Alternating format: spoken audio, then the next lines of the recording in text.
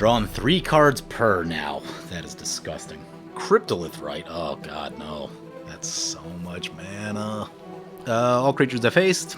Fantastic. Draws 5 cards. Yeah, they could probably just play their entire deck now, I'm guessing. Hey guys, there's 2 great ways to support the channel. All links are in the description below. Welcome back, everyone. Playing some Kassandra Eaglebearer today. Take a look at the opener. We've already taken our mulligan, no lands in the first one. This looks a little more reasonable. Yeah, we have 2 pieces of ramp. This can draw us cards. Yeah, we'll keep that. So, first time out with Kassandra here. Out of the Assassin's Creed set, and very cool looking card, 3 mana 2/2 with haste. Enters the battlefield, search your graveyard and hand or library for a card named the Spear of Leonidas, and put it onto the battlefield, then shuffle. Whenever a creature you control with a legendary equipment attached to it deals combat damage to a player, draw a card.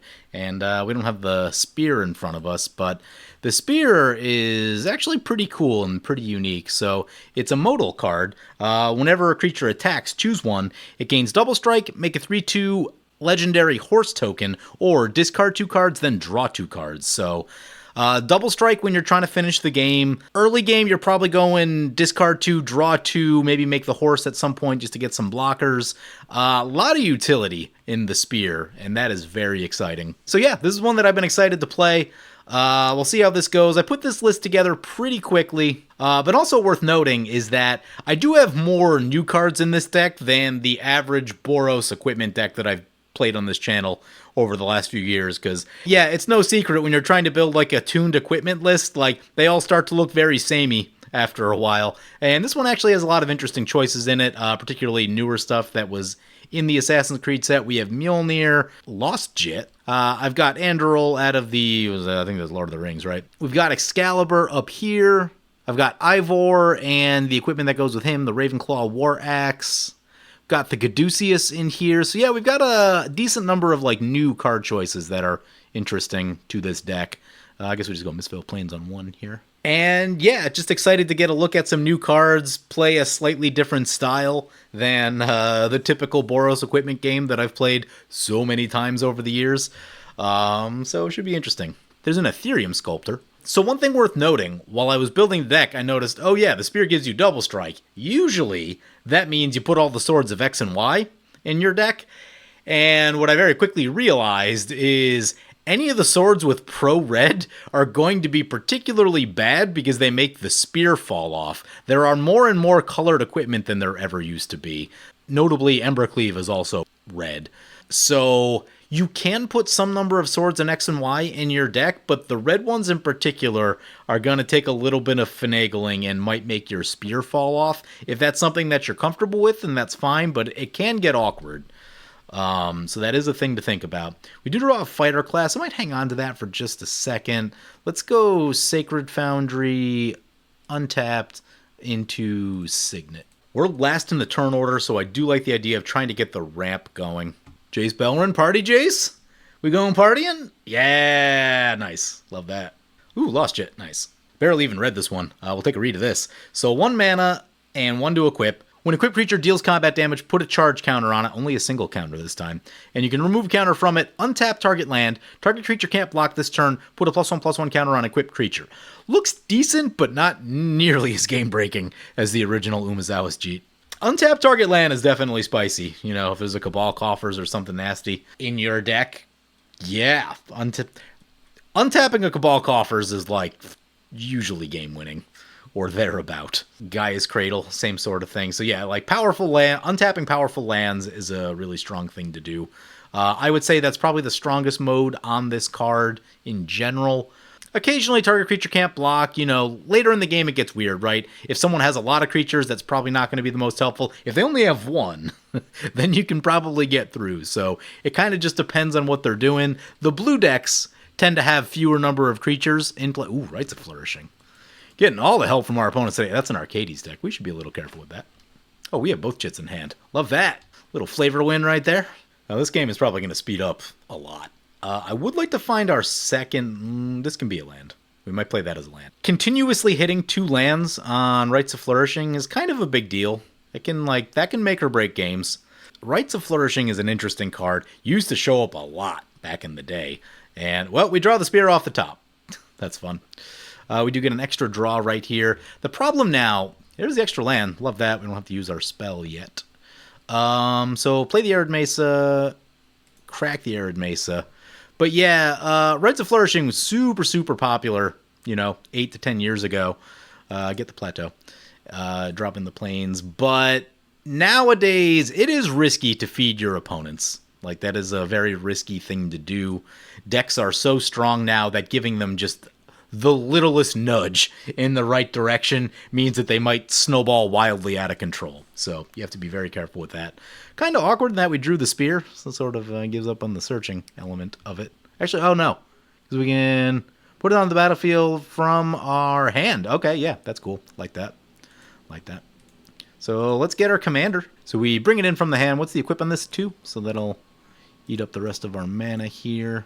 Okay, so we've got a 2/2. I think the plan is to swing into Party Jace. What do we got over here? We got a 3/1. Ring tempts you. Draws a card. Got a thing there. Actually like the cards in our hand. I misclicked, didn't I? I think I misclicked. Whoops. Well, so much for the trigger there. Each player draws a card. Land tax. So I added land tax in the deck. I don't run land tax all the time anymore. It kind of depends on what I'm doing. Temple Bell. Man. So much group hug this game. Temple Bell. Another land. We're going to want to kill people really quickly.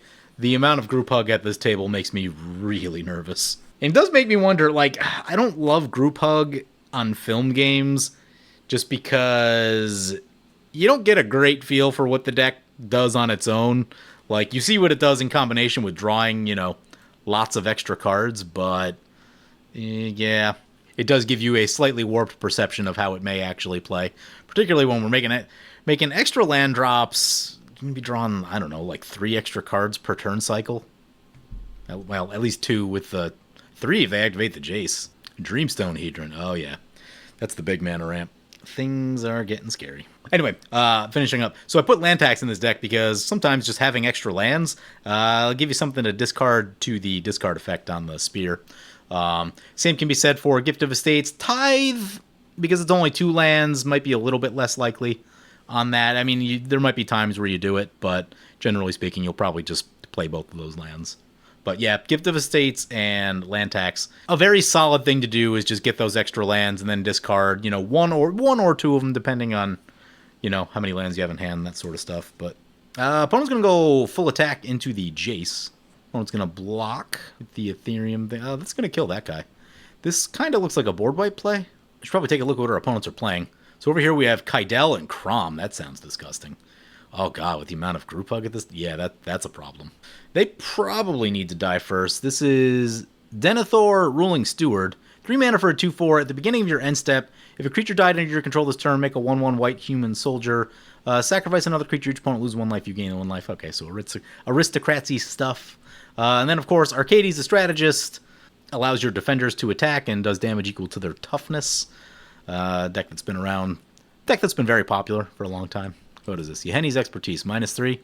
Okay, creature's getting nuked. That, yeah, it's going to hurt that we didn't get any value off the spear right there. Whoopsie. Back to the command zone. Core Skyfisher, there's one you don't see. What are we returning? Scryland, maybe? I mean, that's got to be part of a combo. That is the only reason you run that thing. I didn't see what they picked up. Must have been a land, is my guess. Actually, with this, that's probably not that painful. That's a Mirari's Wake for opponent. Yeah, I'm getting real nervous with all of this. We need to get some damage going real quick. Reflections of Lijara? Oh boy. Chosen type is Wall. Fantastic. If opponent wanted to poke down that Jace, I think that would be a net positive for all of us. They cast a Wall of Blossoms. That'll be 2 Wall of Blossoms. Oh my god, yeah, they're going to spiral out of control here. Okay, so I think Arcades is the new threat. The Kydele deck is also scary, though. Best thing would just be a rip Austere Command off the top. Not even bother really trying to commit stuff to the board yet. Yeah, like, removal in this direction needs to happen. Enchantment's got to get blown up big time. Okay, they're going to take down the Jace. They do have a lot of vigilance over there, which is not great. Deflecting Squad is a helpful tool in case spot removal shows up. Shram is also interesting. Okay. Play a land. Casting Kassandra doesn't feel like the play. I think we go Shram. 4 mana left. Could potentially draw another thing. Let's get the Honor Worn Shaku. That is more mana. It's going to get weird with the colors, though. Probably going to have to just, like, pray we draw. Colored land. Play the Lost Jet. Draw a card. You know, Shram might be a card that I've undervalued in equipment decks here, as I'm thinking about it over the years. I think we can get the Wanderer in. Get the Wanderer, shoot Arcades? Seems okay. At least slows them down a little. The other option slows them down a little, but then they probably, like, with the amount of mana they have, we need to hope someone else has removal. Yeah, I think we just try that. Like, someone needs to slow this nonsense down. Honorworn Shaku, another one that's been around for a long time that I've probably undervalued a little bit, and is really strong. I've started using it, I don't know, maybe in the last, like, 4 years or so. Tap Creature Tribal is one where it showed up, and starting to see it in a few other decks because we have the legendary theme in this deck. It makes a lot of sense here. So, exile the Arcades. You know, they have a ton of mana, so it won't slow them down that much. I think we're just going to play the Sajiri Glacier, stay on top of our lands, and, you know, we've done everything we can do. I'd prefer if the Wanderer didn't get attacked, but it probably will. Also, as I was thinking about it, there is a Sunforger in this deck. I don't think I put any instant speed, artifact, and enchantment removal, which is definitely going to be an oversight. I went for this Lauren, which is not something you can find with a Sunforger, and I did think about that very briefly, but just kind of hoped that it wouldn't come up. I guess, though, okay, we do have Take the Bait and Settle the Wreckage, which could be useful if that Arcades deck just gets going way too hard. But, oh man, I would love to cut down their mana. Opponent's going to crack the thing to draw 3 cards. I actually like that just because it cuts down their mana a little bit. And they scoop. Didn't like what they saw, apparently. This is an open game of Magic Online, by the way, so no Patreons in this one. Scoops may happen. That does mean that there's just going to be a lot, like, it's going to be a lot more propensity for them to swing into us, which I'm not thrilled about. You may destroy target enchantment. Love that. Which one are we going for? Liljara is solid. Liljara or Mirari's Wake are both really good calls, and I'd say it's pretty difficult to... I might have gone Mirari's first because it makes... If they recast their commander, that's basically all of their mana. And then they can't do much else for the turn. Where now they can still recast and still like get a number of other things done. But the way this looks, there might be some blinking in this deck, so that might not be the last we see of that. Your opponents can't gain life. Sacrifice another creature. Target opponent loses 1 life. If the sacrificed creature was a legendary orc, amass orcs 2. They're going to return the Patient Plotter from your graveyard to your hand. Golem Patient Plotter. Okay.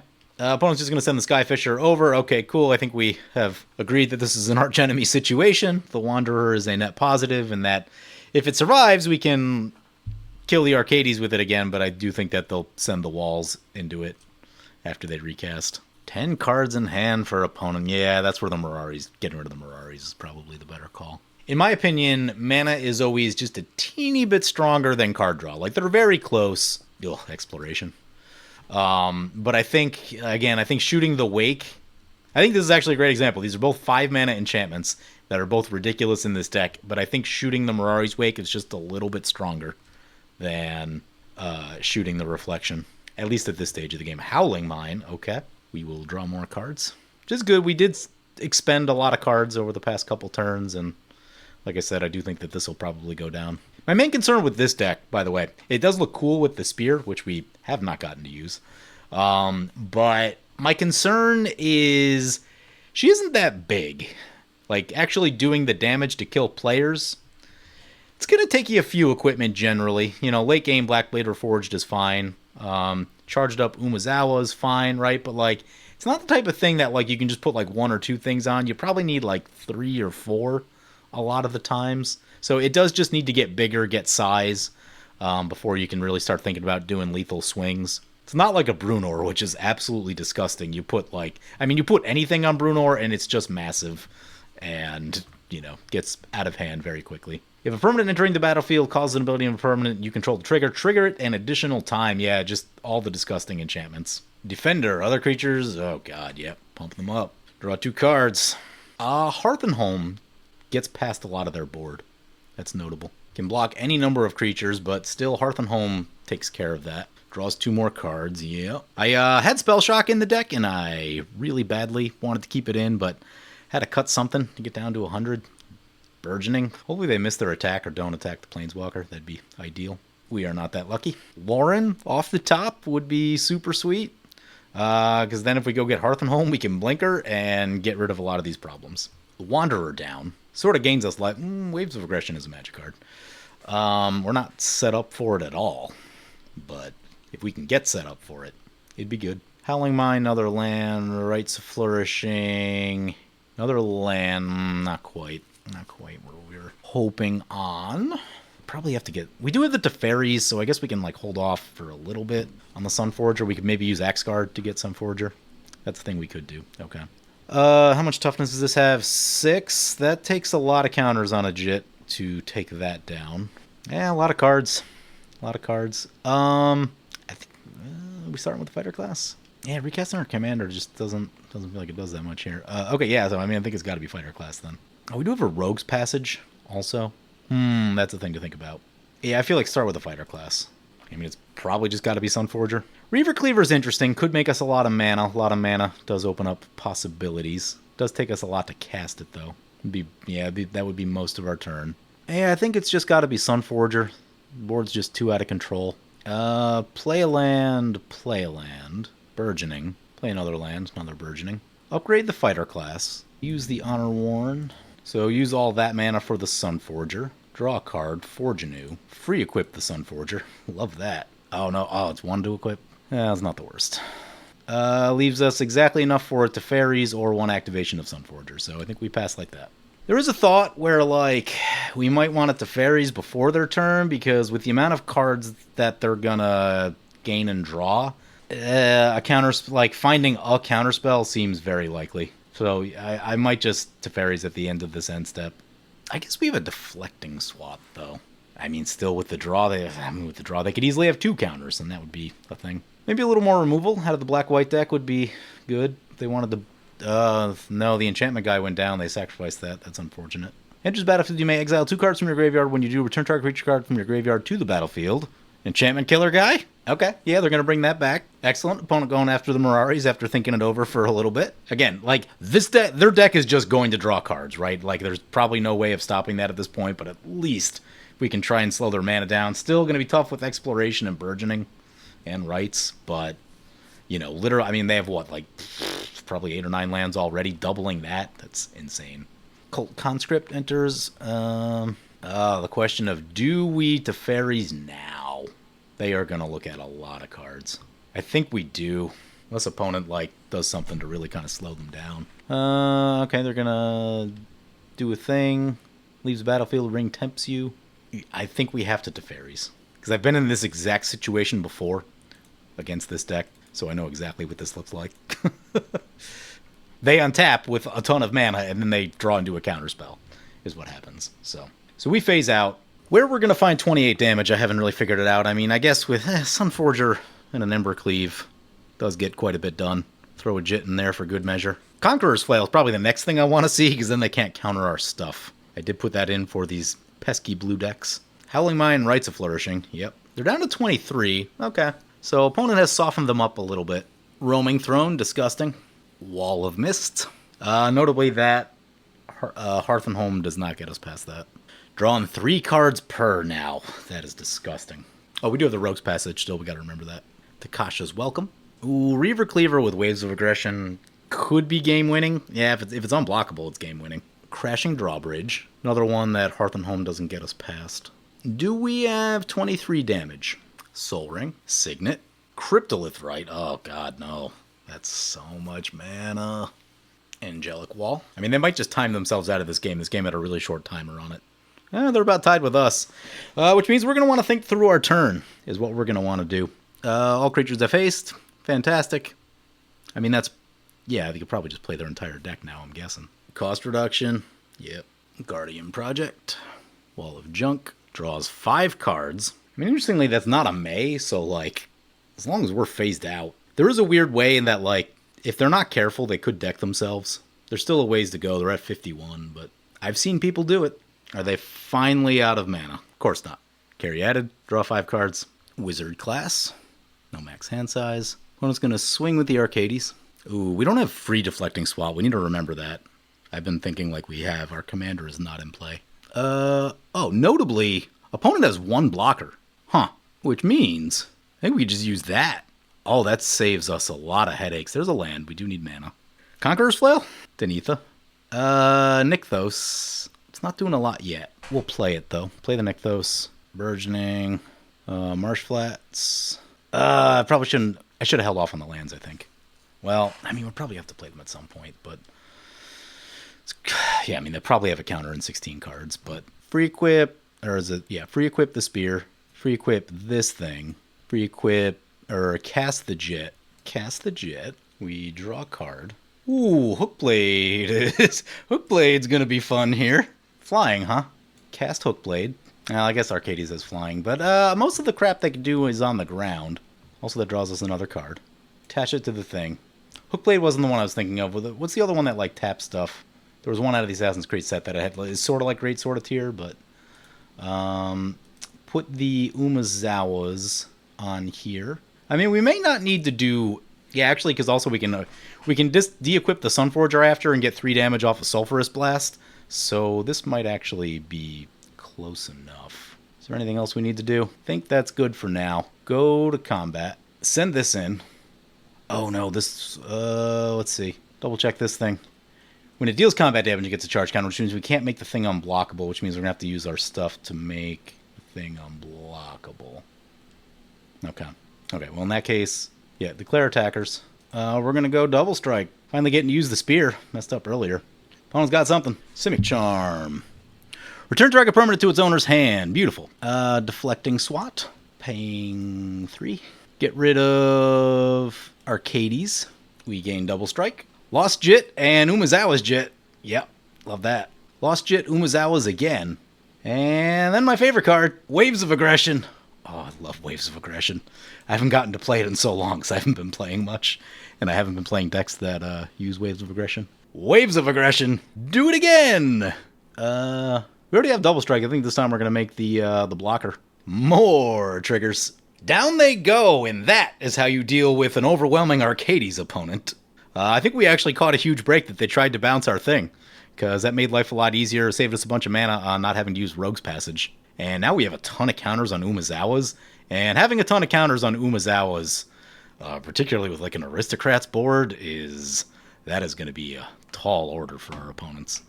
Let's crack this thing, make sure we can get a red. Well, the one red we can get does come in tap, but the Lost Jit can untap that in the event that we need a Sunforger. So, I feel good there. Let's pass like that. I won't lie, things were getting scary there for a minute. And I'm pretty happy with that decision to fairies, because I think that kept them, like, there's probably a world in which they think they can kill both of us, and I assume they try, but if they can't kill us, then they probably don't want to, like, stay super exposed. I don't know. I mean, they did leave themselves pretty exposed. They did just, like, try to value like there was no tomorrow, and if they had one more turn without a lot of removal being fired in the direction, I mean, it'd be tough to stop. I know we have a Settle the Wreckage in here, but, you know, again, counter spells and things like that. I feel much happier taking my chances with this black-white deck. Now, what we should do is get caught up on all these effects, because I don't know what these do, and I feel like I'm going to get comboed out. Sacrifice another creature. Player loses a life. That one blanks. When this one ETBs, okay, yeah, more sacrificing stuff. Mirkwood Bats. Whenever you create or sacrifice a token, each opponent loses 1 life. Yep, that can be scary. What's this? At the beginning of your end step, if a creature died under your control, make a 1/1, sacrifice another creature, each opponent loses 1 life, you gain 1 life. I don't see any combo loops yet. Do see a lot of setup happening, though. This might be a rare time where I upgrade fighter class, because we can force some blocks. That'd be interesting. We would want to get Embercleave. That is a lot of mana to do all that. Well, there is also... we do have Sulphurous Blast, which I think kills all their creatures except that one. Yeah, they're going to send them. Only problem with the Sulphurous Blast is that... no, we can pump with the Jit to keep our Shram alive. Okay. Yeah, we've got a solution here. Yeah, okay. They're going to send a little attack into us. What's that, about 7 or 8? Ring Bearer, they attack, draw a card, discard a card. Okay. Yeah, we have a shooting. So we could just take this, but I'm gonna do this for the sake of video, just because I've never got to do it before. Not that one. This one. So where'd the other one go? Use this. Untap target land. Let's untap this one that makes red. Activate the Jit to pump our creature up so it doesn't die to a Sulphurous Blast. Activate the old Sunforger. Man, I haven't played Sunforger in so long either. Feels so good. Feels so good to be back with Sunforger shenanigans. I really wish I put like a Return to Dust in, though. We needed to blow up those enchantments, the Mirari's Wake and the Lajara. Both of which probably needed to go down a turn sooner than they did. What do we got here? Yeah, let's just go Sulphurous Blast. Could also settle the Wreckage. Cast without paying its mana cost. God, I love this card. The number of times I've done something like this in my life. It just warms my heart. So opponent loses a couple creatures. Importantly, we get rid of most of the attackers. I think we're only going to take 2 and then 2 from the blast. Also does cut their life total down just a teeny bit. We did a lot of damage last turn, and we do have a lot of pump on Jit, so I'm not really worried about it. But I guess we probably should have did that during like our turn, because we would get rid of the rest of the stuff in play. Yeah, we have a misveil. We can do it again if we need to. Having a big lead is fun. Return this conscript to their hand, or to the battlefield, rather. Yeah, that's fine. They're tapped out for that. I feel pretty good with what's about to happen. They do have flyers, and notably we don't have trample, but we can...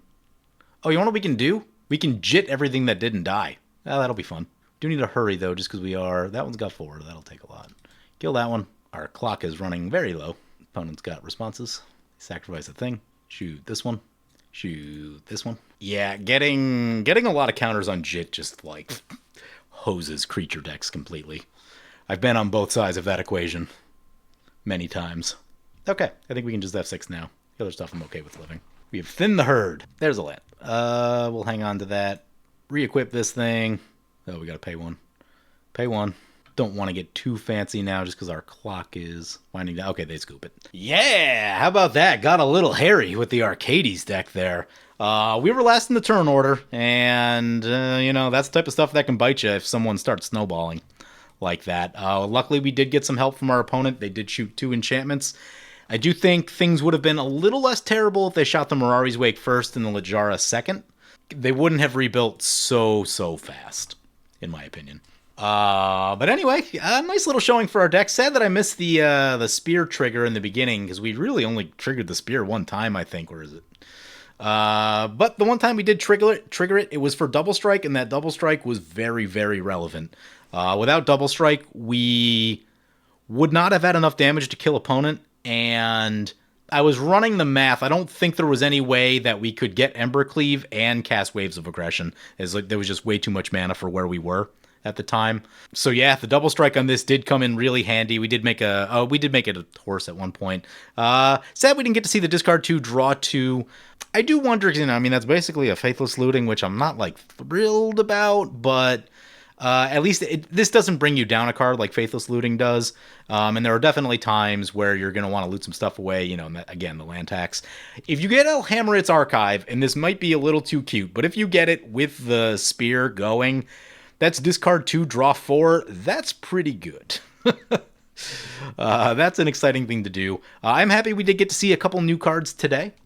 Maybe not as many as I was hoping, and I don't know, we'll see. Maybe I'll take this out for another spin if I have some time. I would have liked to have seen Mjolnir. Excalibur is one that I'm interested in. The Caduceus is another one that I'm very interested in. Those all look extremely cool.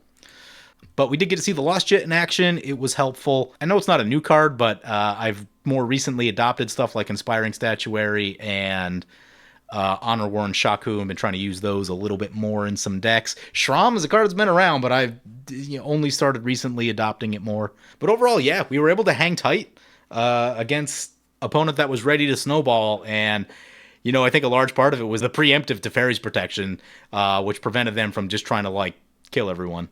So anyway, hope you guys enjoyed the video. As always, feel free to comment, like, or subscribe. Thank you for watching. So recently I've been working on a secret project that's really cool, but it's also going to be horrendously expensive to get filmed. So I greatly appreciate anything you guys are able to contribute to the Patreon in order to fund that video, and I hope to be able to share it soon. And of course, thank you to my Patreon supporters. You guys are awesome.